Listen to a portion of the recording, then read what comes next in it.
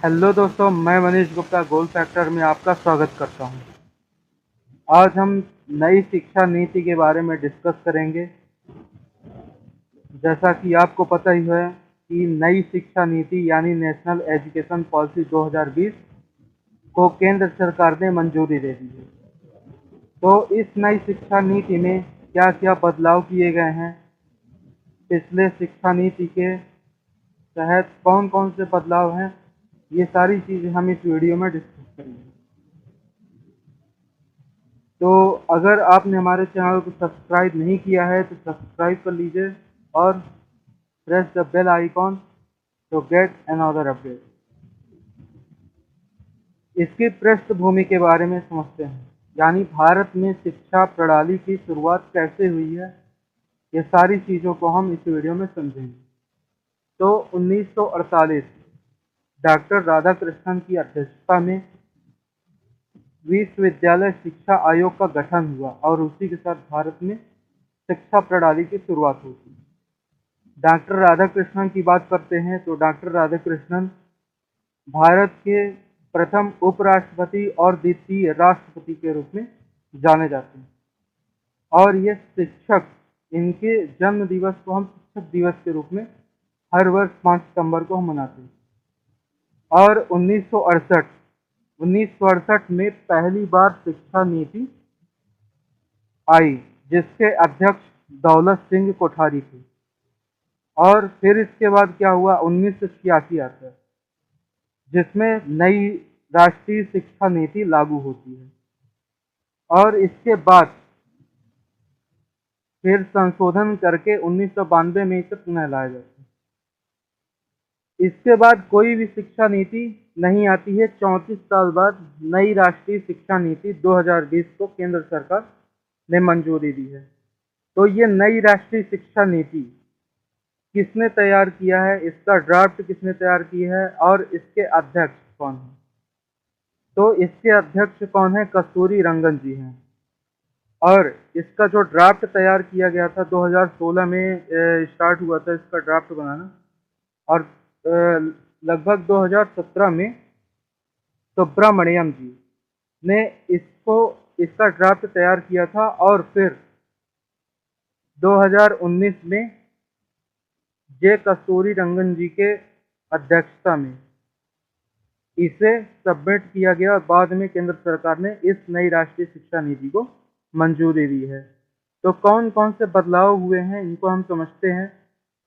तो ये हम 2 चरण में पढ़ेंगे, स्कूली शिक्षा में बदलाव और उच्च शिक्षा में बदलाव।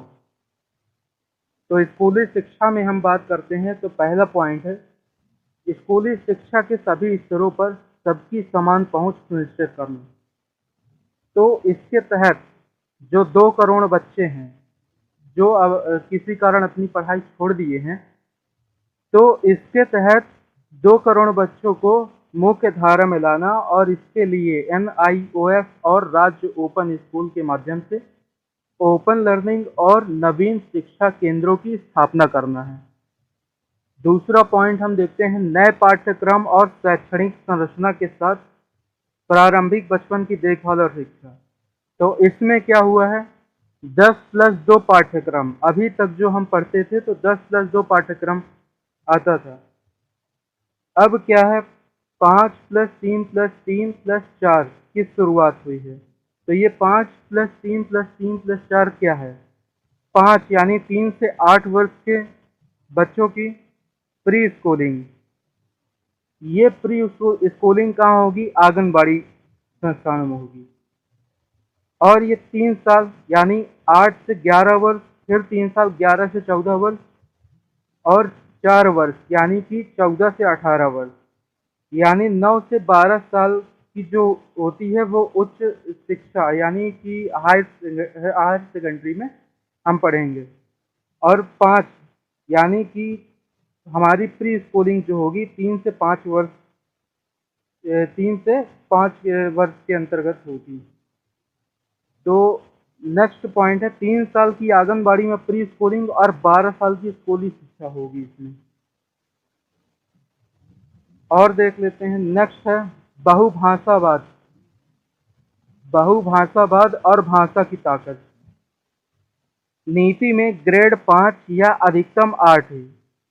वैसे ग्रेड 5 तक मातृभाषा, स्थानीय या क्षेत्रीय भाषा को शिक्षा की मुख्य भाषा रखने पर जोर देना, यानी कि जो भी उनकी क्षेत्रीय भाषा होगी उस पर जोर दिया जाएगा। और स्कूल के सभी स्तरों और उच्च शिक्षा में संस्कृत को विकल्प के रूप में चुनने का अवसर या अन्य भाषा भी विकल्प के रूप में रहेंगे। उच्च शिक्षा यानी कि 9 से 12 क्लास की बात कर रहे हैं, और इसमें कई विदेशी भाषा का भी विकल्प होगा। और बहुभाषावाद में क्या है? इंडियन साइन लैंग्वेज, यानी कि जो मूक बधिर बच्चे होते हैं जो नहीं समझ पाते हैं, तो साइन के माध्यम से समझते हैं, जिसे ब्रेल लिपि बोलते हैं अपन। तो इंडियन साइन लैंग्वेज को देश भर में मानकीकृत किया जाएगा और इसे केंद्र और राज्य के सहयोग से अपने पाठ्यक्रम में इसको शामिल किया जाएगा। चौथा पॉइंट है 6 ग्रेड से व्यावसायिक शिक्षा की शुरुआत हो जाएगी और इसमें इंटर्नशिप भी शामिल है। तो कक्षा 6 से व्यावसायिक शिक्षा शुरू होगी और इसमें इंटर्नशिप भी शामिल है और कक्षा 6 में कोडिंग भी पढ़ाया जाएगा। तो पहले अपन देखते थे तो ये सारी चीज़ें नहीं होती थी। अपन जो भी सब्जेक्ट चुनते थे वो 10वीं कक्षा के बाद ही 11वीं और 12वीं में अपन नए सब्जेक्ट चुनते थे और भाषा का कोई इसमें विकल्प नहीं होता था। तो ये बदलाव हम देख सकते हैं। 5वें पॉइंट की बात करते हैं, समान और समावेशी शिक्षा यानी इक्विटेबल एंड इंक्लूसिव एजुकेशन। इसके तहत विशेष जोर SEDG यानी socially and economically disadvantage group, जो आर्थिक रूप से कमजोर हैं और जिन्हें समाज में बराबरी का हक नहीं मिलता है, तो उनके लिए समान शिक्षा का इसमें प्रावधान है, जिसमें बालक और बालिका जो सामाजिक, सांस्कृतिक और भौगोलिक संबंधित विशिष्ट पहचान एवं दिव्यांग, ये सारी चीजें इसमें शामिल है। तो इसके लिए क्या होगा? बालक और बालिका समावेशी कोष की स्थापना करना, विशेष शिक्षा जोन और बाल भवन। तो बालक और बालिका समावेशी कोष की स्थापना करना है।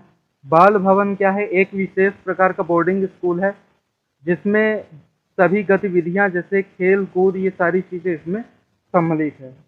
और सामाजिक चेतना केंद्र, स्कूल की निःशुल्क बुनियादी ढांचागत सुविधाओं का उपयोग सामाजिक चेतना केंद्र के रूप में किया जाएगा। 6वां पॉइंट है बुनियादी साक्षरता और संख्यात्मक ज्ञान पर एक राष्ट्रीय mission, national mission on fundamental literacy and numeracy, MHRD द्वारा स्थापना किए जाने पर विशेष जोर है। तो national mission on fundamental literacy and numeracy का स्थापना होगी। और इसमें क्या है? संख्यात्मक ज्ञान पर व्यवहारिक ज्ञान पर ज़्यादा जोर दिया जाएगा ताकि बच्चों को समझ में आ सके कि वो आखिर पढ़ रहे हैं तो क्यों पढ़ रहे हैं। नेक्स्ट है 7वां पॉइंट है स्कूली शिक्षा के लिए राष्ट्रीय पाठ्यक्रम रूपरेखा, national curriculum framework for school education NCFST 2020-21 तक NCERT द्वारा विकसित किया जाएगा। नेक्स्ट है NCERT 8 वर्ष की आयु तक के बच्चों के लिए प्रारंभिक देखभाल और शिक्षा के लिए राष्ट्रीय पाठ्यक्रम और शैक्षणिक ढांचा विकसित करेगा।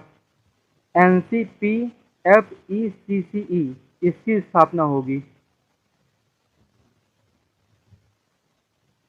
नेक्स्ट है आकलन में सुधार, असेसमेंट रिफॉर्म, यानी कि जो अभी योगात्मक के बजाय अब रचनात्मक आकलन अपनाने की परिकल्पना की गई है।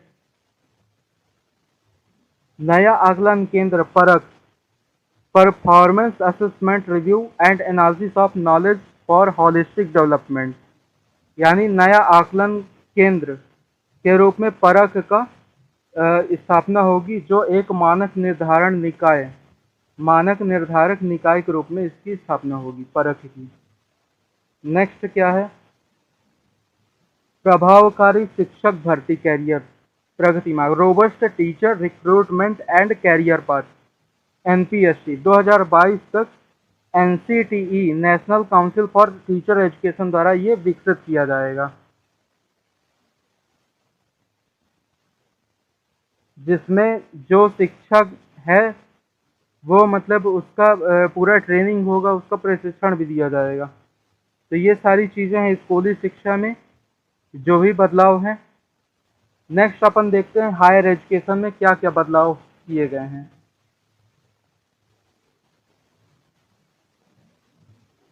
तो पहला पॉइंट है 2035 तक GER यानी ग्रोस एजुकेशन रेट, सकल शिक्षा अनुपात को बढ़ाकर 50% करना है।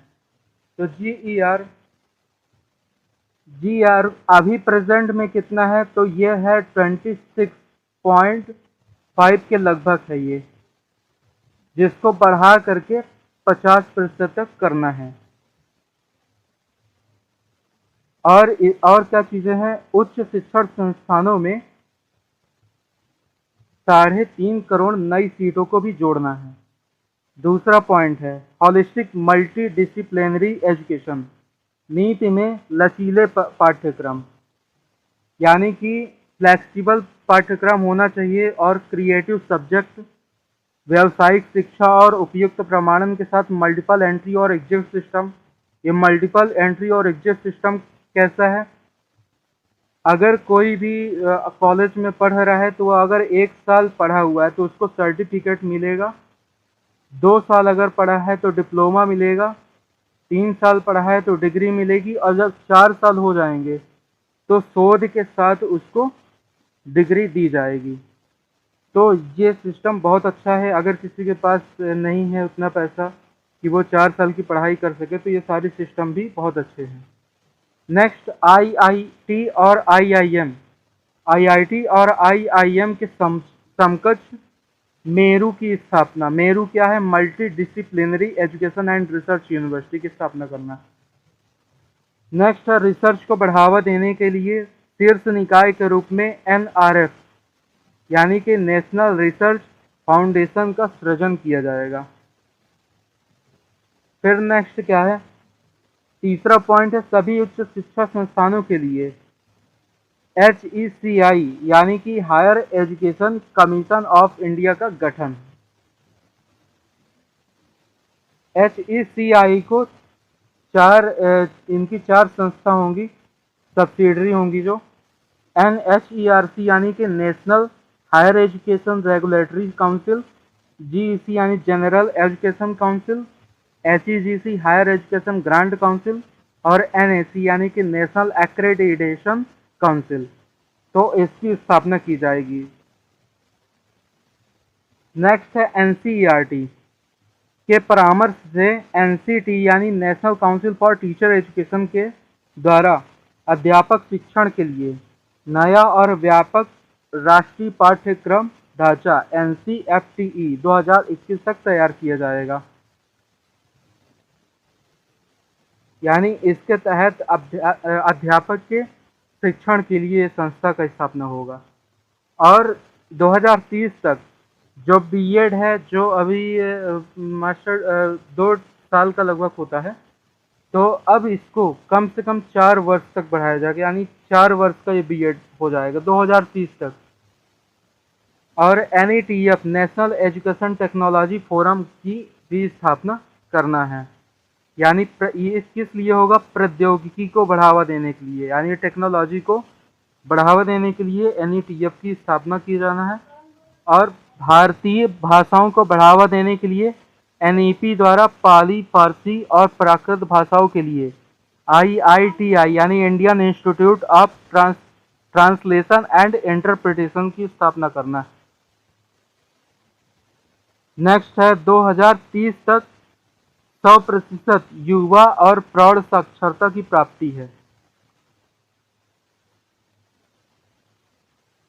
यानी इससे साक्षरता दर क्या होगी, बढ़ेगी। और वित्त पोषण की बात करते हैं तो शिक्षा GDP का 6% प्राप्त करना लक्ष्य है। तो ये लक्ष्य है 6% इसको प्राप्त करना। और प्रेजेंट में अगर हम देखते हैं तो ये शिक्षा में GDP का लगभग 6 के लगभग अभी शिक्षा में शामिल है और इसका लक्ष्य कितना है 6%। और बजट की अगर बात करते हैं तो 2020-21 का बजट है, उसमें शिक्षा के लिए जो आवंटन है वो 99,300 करोड़ के लगभग इसमें दिया गया शिक्षा के क्षेत्र में। तो ये सारी चीज़ें हैं। और नेक्स्ट है GER को बढ़ावा देने के लिए ऑनलाइन शिक्षा कार्यक्रम